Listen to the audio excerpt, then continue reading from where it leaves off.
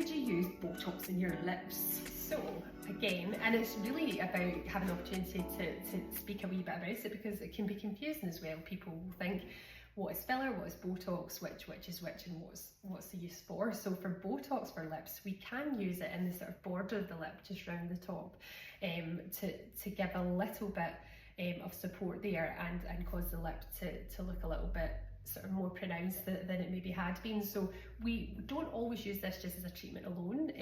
Sometimes it's something that we do in combination with a bit of filler to create a nice natural result, looking at the muscles around the lip as well as the muscle in the lip itself.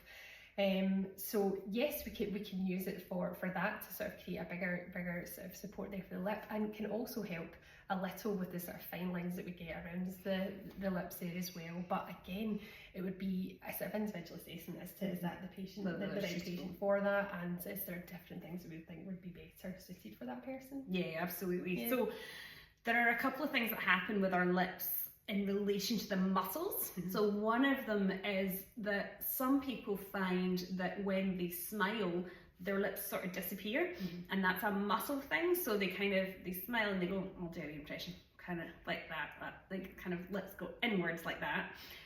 So Botox can help with that. The other thing is sometimes people smile and their lips go up like this. So that's a different type of Botox that you use for that, a sort of gummy smile. Yep.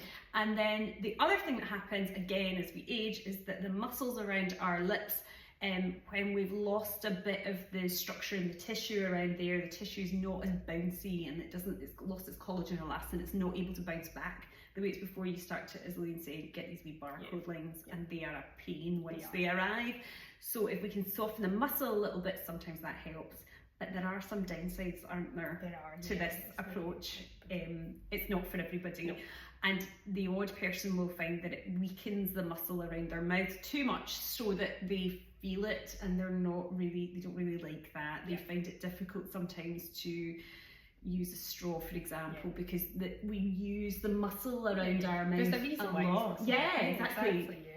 And sometimes filler is the better modality actually, to support the lips a wee bit better, and it doesn't cause these functional problems that you can sometimes get with Botox. So it's not a one size fits all, is it? But it can work for some people. And again, as with everything with sort of toxin, is that the effects are temporary. So actually, if you did have something and you feel this isn't for me, or it was causing impairment there, it is something that will wear off. It's not a permanent thing, but it's something to be aware of. So that's a good thing about Botox, is that Botox is very, very safe modality to use.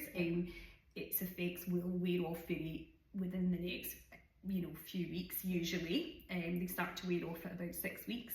And if you've got a problem with your Botox, a complication with your Botox, it actually usually wears off a little bit quicker. Any unintended side effects usually wear off quite quickly, but it's not pleasant when you have it, and we can't reverse it, so it's something you just have to put up with until things improve.